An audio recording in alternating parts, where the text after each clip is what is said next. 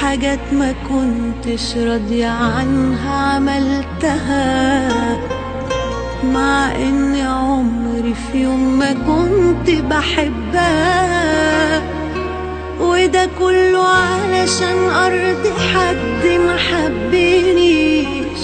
واما لقيت مفيش امل في موضوعنا انتهى، انا ليه بنزل من كرامتي المستوى ان ابقى بتنازل عشان نبقى سوا؟ وفي النهاية لقيته بعد الحب ده سابلي فراق وجوه في قلبي جرح ملوش دواء. لا اقول ده نصيب ولا كان العيب فيا، ولا ناوية يكون في بينا فرصة للعتاب. اي غلطة خلاص وبقيت محسوبة عليا، ده مفيش انسان في الحب ما جربش العذاب. لا هقول ده نصيب ولا كان العيب فيا، ولا ناوية يكون في بينا فرصة للعتاب. اي غلطة خلاص وبقيت محسوبة عليا، ده مفيش انسان في الحب ما جربش العذاب.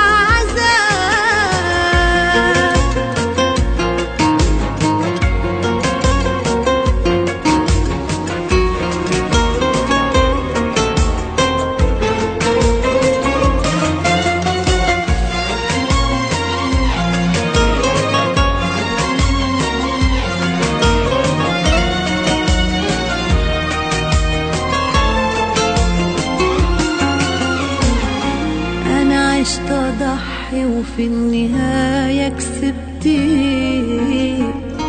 غير جرح واجع قلبي عايشة بداوي فيه.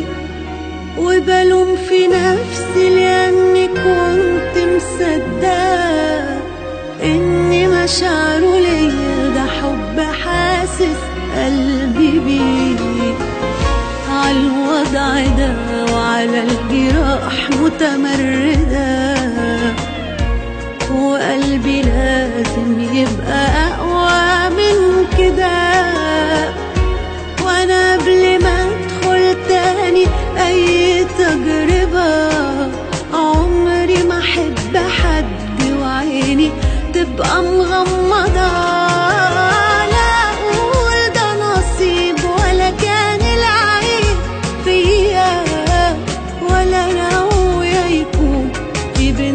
فرصة للعتاب، أي غلطة خلاص وبقيت محسوبة عليا، ده مفيش إنسان في الحب ما جربش العذاب. لا أقول ده نصيب ولا كان العيب فيا، ولا ناوية يكون في بينا فرصة للعتاب. وبقيت محسوب عليا، ده مفيش انسان في الحب ما جربش العذاب.